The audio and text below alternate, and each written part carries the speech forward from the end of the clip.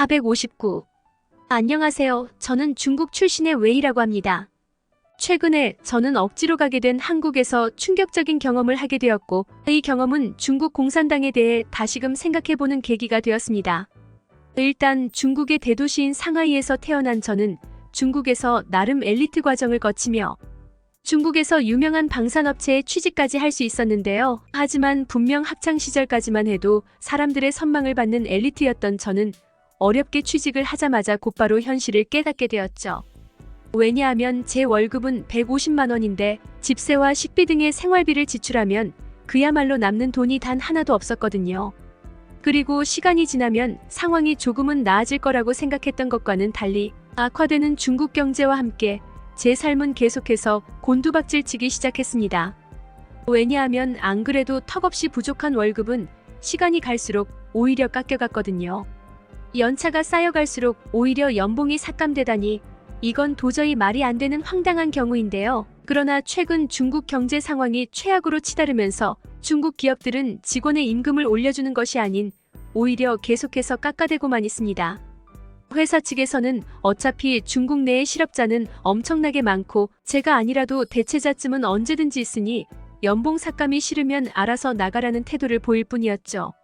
저는 그나마 엘리트 코스를 밟았기에 이 정도지 제 친구들은 저의 절반도 안 되는 연봉으로 어떻게든 버티고 있는 것을 잘 알기에 저는 최대한 버텨보려 했습니다.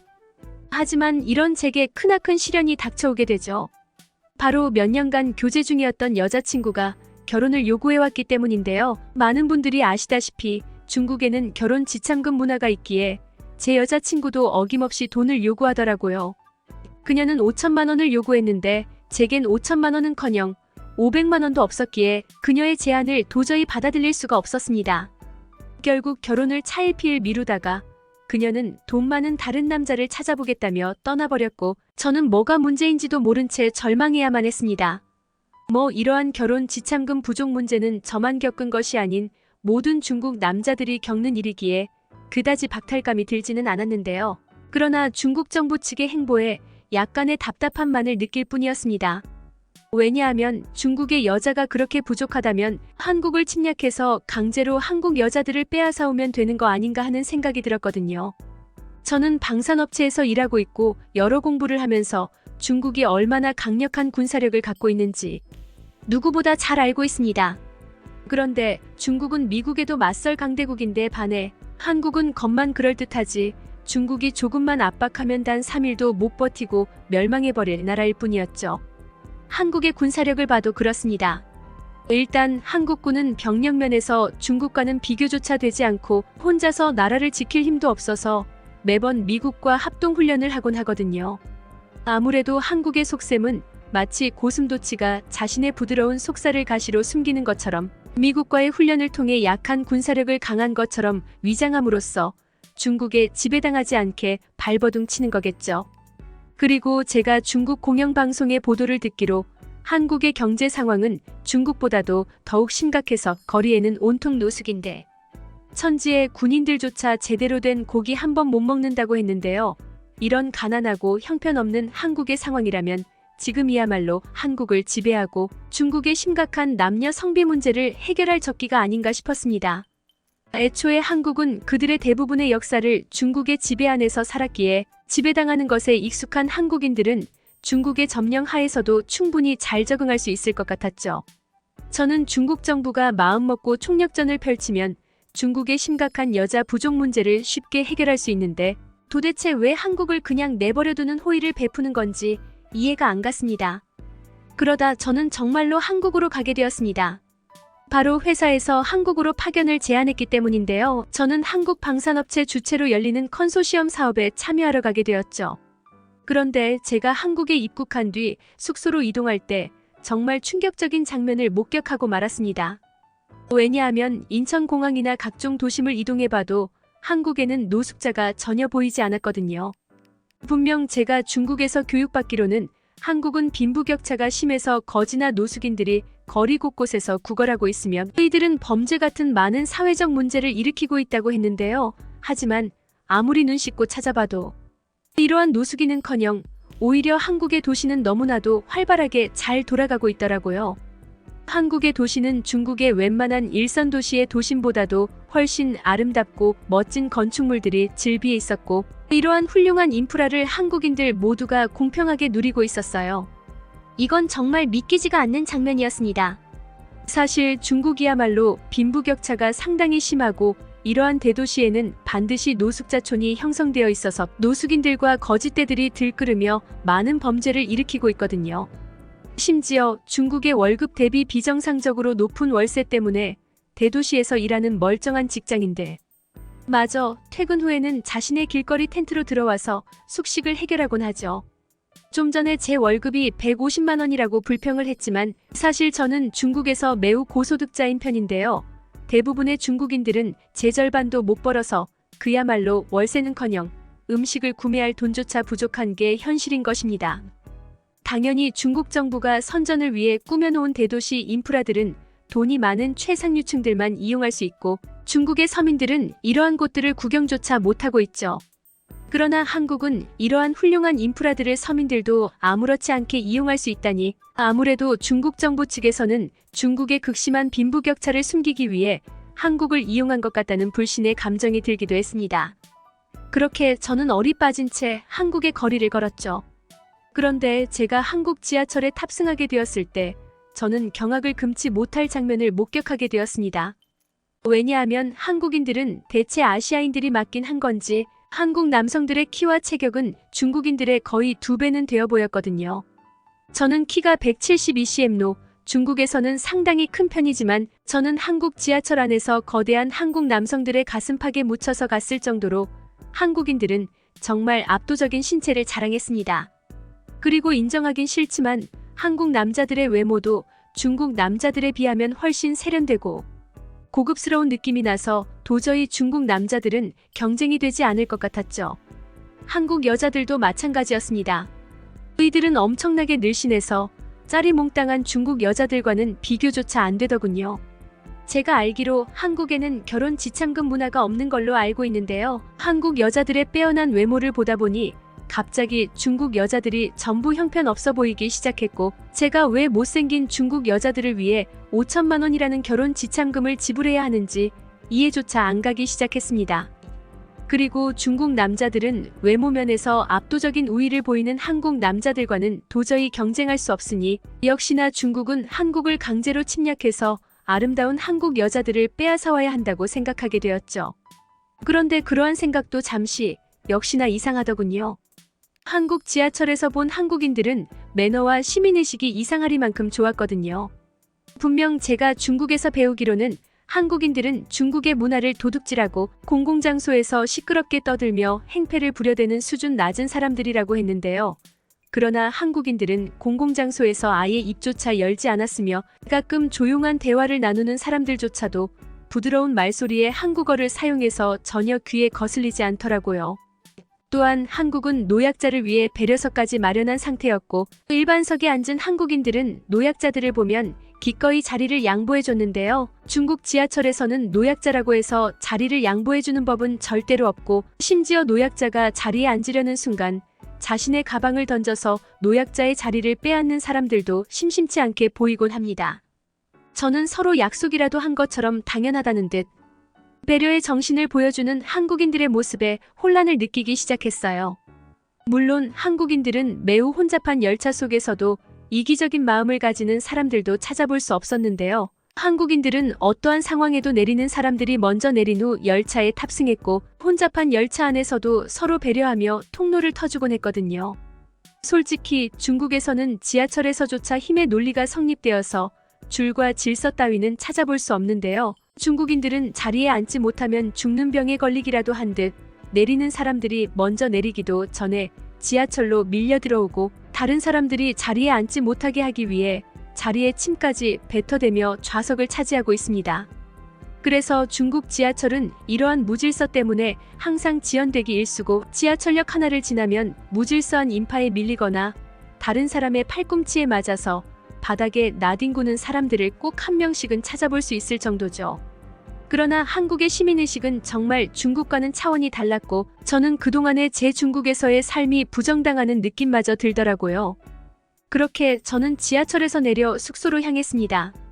그런데 벼랑간 제 앞으로 한 무리의 군인들이 지나가는 거 아니겠어요? 저는 이게 대체 무슨 상황인가 싶어 당황했는데 지금 북한과의 전쟁이라도 난 건가 싶어서 정말 깜짝 놀랐거든요. 그래서 저는 황급히 제가 예약했던 중국인 민박까지 뛰어갔는데 이내 중국인 숙소 주인에게 충격적인 이야기를 들을 수 있었습니다. 알고 보니 한국 남자들은 징병제를 통해 의무적으로 군대에 가야 할 뿐만 아니라 군대에서 전역한 후에도 정기적으로 예비군 훈련을 받는다고 하더라고요. 정말 충격적이었습니다. 예비군 훈련을 받는 건 좋지만 지금의 날씨는 꽤 추웠거든요.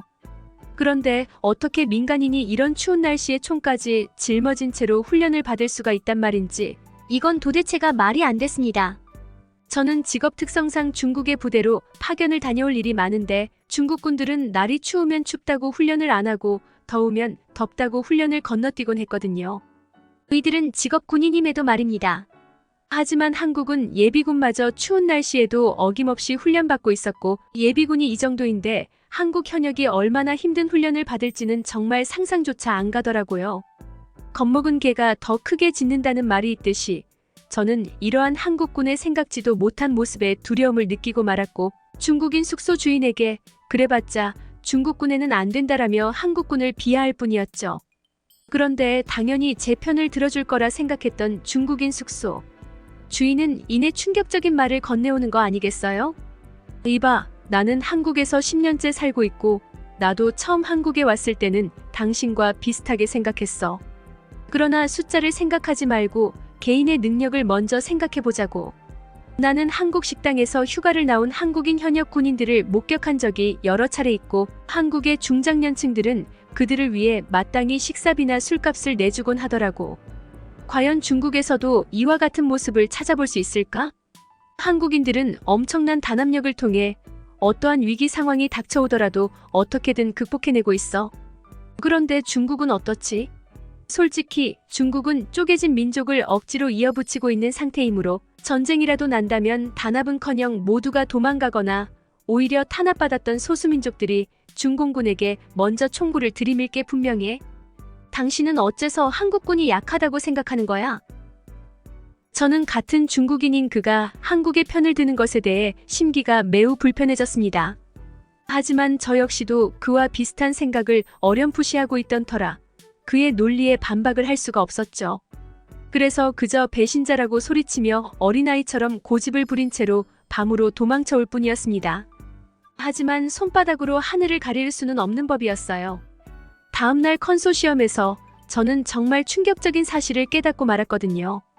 왜냐하면 중국 정부에서 말하는 허약하고 후진적인 한국군의 모습은 어디 갔는지 한국군의 무기는 중국보다 질적으로 두 수는 위에 있었거든요. 일단 한국은 휴전국가답게 유럽 국가들의 모든 무기를 합친 것보다 많은 양의 무기를 보유 중이었고 심지어 한국산의 자체 개발 무기도 거의 세계적인 수준으로 뛰어나더군요. 강력한 최첨단 전차인 K2부터 세계 최고의 기동성과 정확성을 자랑하는 K9 자주포도 있었죠. 또한 한국의 기술력은 대체 어느 경지에까지 이른 건지 그들은 이미 대공포와 전투기까지 자체 개발하고 있었고 이러한 한국의 최첨단 무기는 중국의 오류투성이의 깜통들과는 질적으로 완전히 달랐습니다. 심지어 한국군은 가상현실 시뮬레이션을 진작에 구현해놔서 하루에도 수차례씩이나 실전과 다름없는 훈련을 하고 있었는데 이건 포탄이 없다며 제대로 된 훈련조차 못하고 있는 중국군과는 수준 자체가 다른 모습이었습니다. 사실 중국군은 엄청난 양의 군사 무기가 있다고 알려져 있지만 이건 그저 거품일 뿐 제가 직접 경험한 중국 군대는 그야말로 비리투성이었는데요. 간부라는 사람들이 총알이나 총까지 전부 철물점에서 녹여서 팔아먹고 있고 최첨단 무기를 개발해봤자 내장된 고성능의 칩을 전부 다 팔아넘기고 있거든요. 그러니 중국군은 제대로 된 훈련이 가능할 리가 없고 전시 상황에서 무기가 제대로 작동할지도 의문이죠. 하지만 한국인들은 뛰어난 신체 능력과 특유의 단합력을 바탕으로 세계 최고의 군사 기술력을 더해 가상훈련까지 실시하고 있다니 오합지졸의 중국군이 한국을 침략하는 것은 그야말로 호랑이의 아가리 속으로 기꺼이 들어가는 격이었습니다. 그러나 한국의 더욱 놀라운 점은 여기서 끝이 아니었어요. 저는 우연히 한국에 통제되지 않은 인터넷으로 여러 자료들을 열람할 수 있었는데요. 그리고 중국의 통제된 정보와는 달리 한국은 역사적으로도 제가 알고 있던 것과는 완전히 다른 모습이었다는 것을 알 수 있었죠. 저는 학창 시절에 한국은 역사적으로 중국의 속국이라고 배웠지만 현실은 전혀 아니었거든요. 애초에 한국은 속국이 된 적도 없고 오히려 중국은 숫자만 믿고 한국을 침략했다가 말도 안 되는 피해의 패배를 겪고 나라 자체가 멸망해버린 적도 있을 뿐만 아니라 번번이 한국의 맹렬한 저항에 퇴각할 수밖에 없었다는 기록이 남아있었거든요. 물론 중국이 한반도를 정말로 마음먹고 침략했다면 점령은 할 수 있었겠죠. 어쨌든 중국은 가용할 수 있는 병력수가 압도적이고 한국인은 전투 로봇이 아니니까요. 하지만 한국을 이긴다고 한들 중국은 팔다리가 잘린 그야말로 씻을 수 없는 후유증만을 얻고 다른 나라에 점령당해버렸을 것이고 그것을 잘 알았던 저희 조상들은 구태여 한반도라는 벌집을 건드리지 않았던 것입니다. 지금의 상황도 마찬가지입니다. 중국이 14억 인구를 전부 투입하면 어찌됐든 압도적인 수적 우세를 통해 전쟁에서는 승리할 수 있을 테죠. 그러나 지금의 중국은 팔다리가 잘리기는커녕 아예 목만 남아 간신히 숨만 쉬는 불구 상태가 될 것이고 중국인이라는 종이 멸종될 수도 있을 것입니다. 그렇게 저는 한국에 대해 제대로 알게 됐고 한국은 애초부터 중국과는 수준이 다른 나라였다는 사실을 깨닫게 되었습니다. 그래서 풀이 죽은 채 숙소로 향하는 지하철에 탑승했죠. 그러다 저는 저도 모르게 서울역에서 하차하게 되었는데요. 이곳은 노숙자가 많기로 유명한 장소였고 저는 이유 모를 호기심에 이끌려 서울역을 돌아다녀 보게 되었습니다. 그리고 이내 중국인들은 한국의 노숙자보다도 못한 삶을 살고 있다는 것을 깨닫고 좌절하고 말았죠.